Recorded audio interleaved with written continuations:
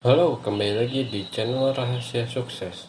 Kali ini kita akan membahas saham yang sebetulnya sudah dibahas pada minggu lalu ya gitu ya. Masih dari kemarin udah saham CPO. Kalau sekarang adalah saham emiten batubara masih di Adaro Energi atau Adro.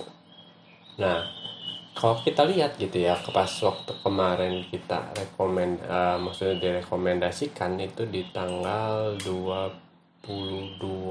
Nah, berarti pada saat adanya si candle ini nih. Nah, cuman ini kan udah kebentuk VCP gitu ya. Ternyata dia nambah lagi nih satu satu T lagi gitu. Di sini dia turunnya cukup dahsyat, turun lagi, tapi dia cukup naik lagi gitu ya. Dan tentunya gitu ya, semakin lama base nya sebetulnya semakin kuat gitu. Semoga bisa terus menerus gitu ya untuk kenaikannya gitu ya. Tapi yang namanya si ini tentunya kita harus memperhatikan harga saham, bukan, harga batu baranya sendiri gitu ya. Nah, kadang ada nih kalau kita lihat nih ya, kalau pemain-pemain komoditas biasanya gini, ketika malam mereka harus melihat yang namanya kayak gini nih. Oh gimana nih gitu harga call di misalnya di Newcastle gitu ya, futures gitu.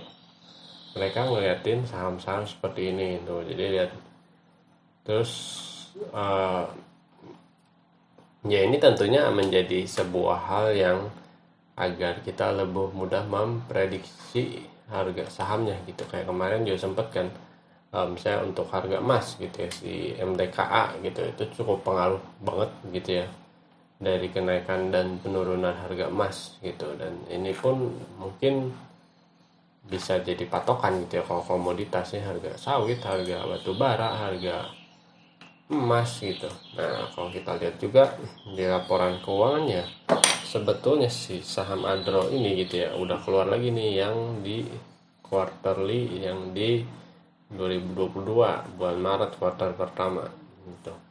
Memang si revenue ini tidak luar biasa si 2021 di bulan 12, tapi kalau dibandingkan setahun sebelumnya ini tentunya jauh lebih dahsyat gitu ya si peningkatannya. Dan kalau kita lihat si annualnya di 12 tuh, ini kan berarti kalau dikali 4 ya 480, masih ada kenaikan dari sini gitu. Dan itu ya tentunya sesuatu yang angin segar gitu ya untuk si perusahaan ini gitu. Sama seperti perusahaan CSRA yang kemarin kita bahas gitu ya. Jadi dengan adanya kenaikan harga tersebut gitu ya, namanya si perusahaannya jadi jauh lebih gila gitu ya, omset meningkat, net income meningkat dengan profit margin, gross margin yang sangat tinggi. Nah, itu penting banget gitu ya kalau punya perusahaan gitu ya. Kita lihat juga nih si net income-nya. Net income-nya di 400 ya, walaupun lebih rendah dari kemarin gitu ya, tapi ini masih lebih tinggi dari sebelum-sebelumnya. Dan ini tentunya didukung dengan yang namanya si margin tadi yang cukup tinggi gitu ya. Kalau marginnya cukup tinggi kan lumayan banget gitu ya. 400 kali 4 ya 1600, kita lihat aja annualnya dibandingkan dengan net income ini 933 dibandingkan dengan 1600. Kalau harganya masih stabil, masih on track, kenaikannya cukup luar biasa nih kalau bisa bertahan sampai akhir tahun. Sekarang kan udah mau bulan Juni nih, udah berjalan 5 bulan. Nah, apakah harganya bisa terus bertahan gitu? Kalau harganya bisa terus bertahan tinggi seperti itu, tentunya ya luar biasa banget lah gitu ya. Kita lihat si cash flow-nya.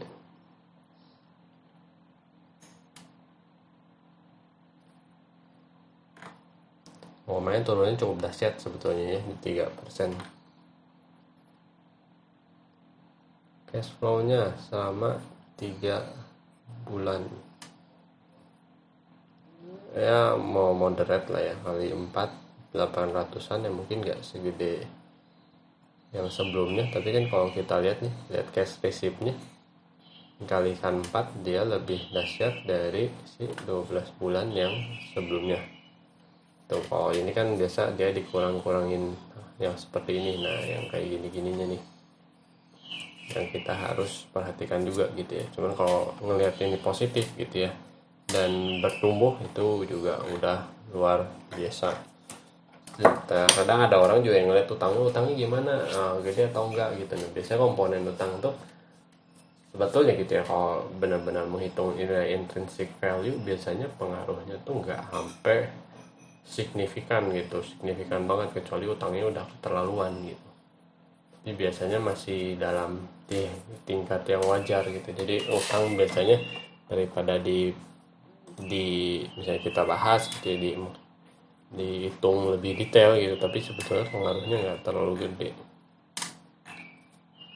Biasanya si long term debt-nya berapa gitu, terus dibagi jumlah saham beredar. Nah itu bisa jadi faktor pengurang untuk si harga saham secara keseluruhan.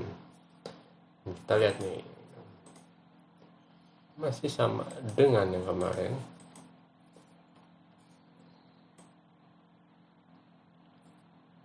Pas di sini tuh dia false break walaupun masih tipis gitu ya, break sedikit diturunin lalu naik lagi. Ini udah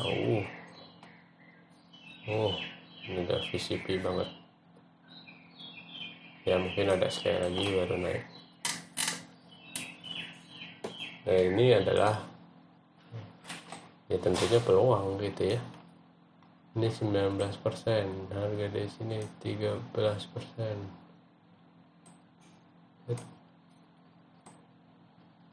Ini kemarin terakhir sampai sini. Nah ini udah single digit nih. Seharusnya ya kalau bisa break dari si titik ini nih 3385, seharusnya ya menarik untuk dibeli. Jadi kita lihat juga nih perjalanan si volumenya ini sebetulnya masih dahsyat di mana ya, berarti supply-nya masih cukup tinggi. Tapi kan ada bottom fisher yang di sini nih, kelihatannya memang harus dihabisin dulu lah gitu ya. Kalau bisa break di 3380, 3385 tadi, sepertinya menjadi saham yang enak untuk dilihat, enak untuk dibeli, dan enak untuk dinikmati kenaikannya gitu. Yang gila nih, akhir 2021 naik dahsyat. Kalau bisa beli di sini 1400, ini jadi udah 120%. Nah, jadi kalau mau nyari harta karun hanya ada di dunia saham gitu. Gitu sekarang ya. Oke, sampai di sini dulu video ini. Jangan lupa like atau komen jika ada yang kalian tanyakan, share dan diskusikan dengan teman kalian, dan yang terpenting tekan tombol subscribe. Sampai bertemu di video selanjutnya. Terima kasih.